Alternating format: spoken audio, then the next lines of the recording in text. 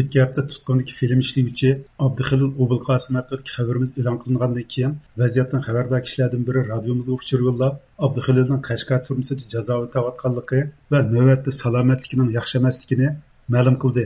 Bu kishining yana eskartishicha Qashqar turmusining o'rni Yakan noyisida bo'lib, ilgari Yakan Paylu deb atalgan bu turmadan yaqinqi yillarda ko'lami kengaytirilgan va nomi Qashqar turmusi deb o'zgartirilgan.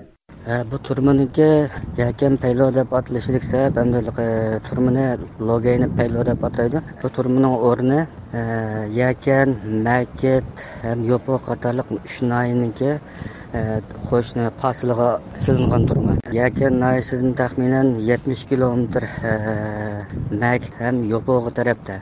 Biz bu kishi ta'minlagan aloqa uchurlariga asosan Qashqar turmusiga telefon qildik. Turmaning saqchi oilaliklar qo'rusida telefonimizni qabul qilgan bir xodim Abduxalil Obilqosimning bu turmada kasal holatda jazo o'tayotganligini dalilladi.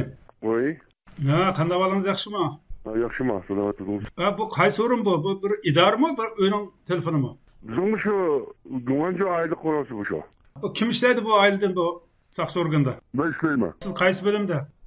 Ben şu Guvancu'nun hazır. Şu nimigim ben Jönken'de ben şu işaretim. Jönken? Ha, şu turma. Mush turmada bu yaqinda Urumchilik qamoqxonadan kasal holatda akilingan Abduxalil Obilqosim deb birisi bormi? Ba. Bu yoqning kesil nima ekan, nima kasal ekan? Onun şu tafsilotini ben bilmayman şu. Bu oshqozon degan gap bor, to'g'rimi?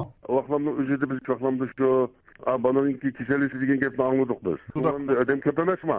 Yaqinda Urumchidan kasallik oldi akilingan mush Abduxalildan boshqa yana boshqa bisim bormi? Yoki shu yolg'iz shumi?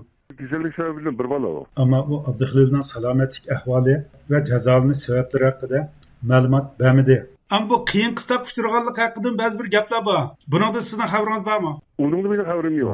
Undaq bu kasallikni bir qiyin qistabdan bo'lgan yoki tamoqxonadagi yemak-ichmakning nacharligidan bo'lgan deb bunda bir faraz qilgan bo'lamdi. Bundan qarta men hozir men bilmas deyolmayman. Navbatda Amerikada yashayotgan shoir Toyir Ahmad ilgari Qashqardagi Hikoya nomli ko'p qismli televiziya teatriga rejissyorlik qilgan vaqtida Abduxalil Obilqosim bilan bir mezgil kasbiy jihatdan hamkorlashib ishlagan. Andan keyin men rejissyorlikni qilgan Qashqardagi Hikoya degan ko'p qismli televiziya teatriga mablag' solgan 2014-15 yillari. Uning deyishicha, Abduxalil mazkur filmga 3 million yuan mablag' solgan.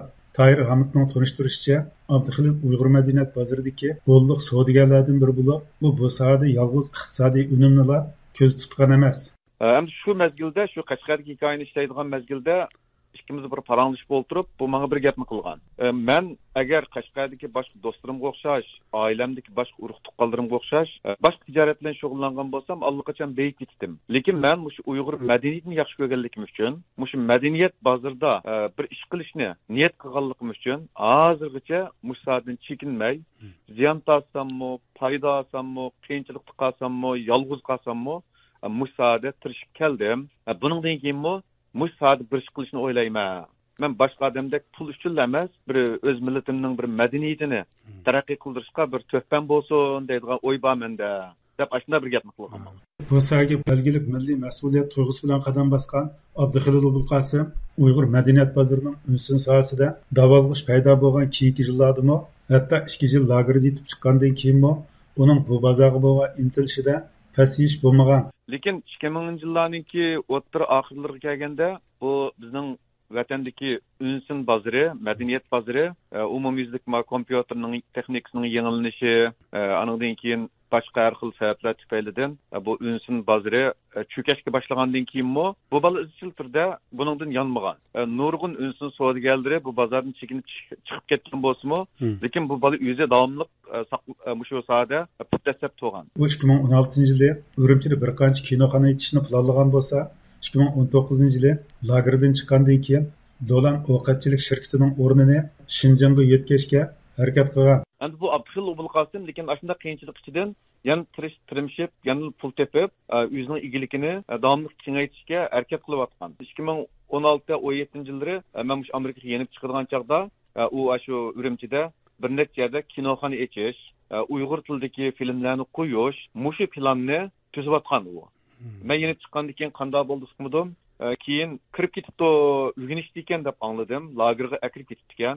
Bununki kesilib ketganligini, bunda ig'ir jazolanganligini bugun ham sizdan anglayapman. Vaziyatdan xabardor kishining bildirishicha, Urumchidagi qamoqxonaning sharoitlari sababli buningda oshqozon og'riqi paydo bo'lgan. U og'riq holatida bu yil 4-oyda Urumchidagi qamoqxonadan Qashqar turmasiga yo'tkalgan.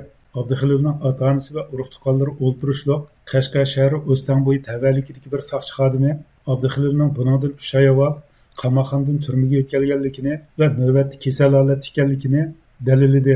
Abduxalil Obulqosim degan bola shu tegemischining tavallikdan bo'lgan film ishlaychi. Bu kesib bo'ldimi, yana qamoqxonadami? Kesilib ketgan. Soti Urumchida yechilgan, shunaqmi? Hozir ham jazo muddatini qayerda o'tadi? Yakan Peluda. Yakan turmasiga akilingani qancha vaqt bo'ldi? Hozir 3 oydan oshdi-ku deyman. Hozir bu salomatlik ahvoli qanday bu yoqda? Ig'ir kasal bo'lsa, bizning o'tirib topishimiz yaxshi emas. Shoir Tayromovning yana eskartishicha, Uyg'ur madaniyat bozori siyosiy shamollarning ta'siriga eng tez uchraydigan bir soha bo'lib, bu sohada putirab turish kishilardan belgilik darajada qat'iy iroda va fidokorlik talab qildi ekan. Uyg'ur madaniyat bozori bu Xitoy hukumatining siyosatining ta'siriga uchraydigan bir bozor bu. Ya'ni siyosat yaxshi bo'lsa, iqtisodmi yuksaladigan. Agar siyosat salla chingasa, eng burun ta'sirga uchraydigan bir bozor bu. Chunki bu milliy madaniyat bozori degandiki oldida milliy degan gap bor. Ya'ni bu Uyg'ur tili bilan bo'ladi, Uyg'ur madaniyati bilan bo'ladi.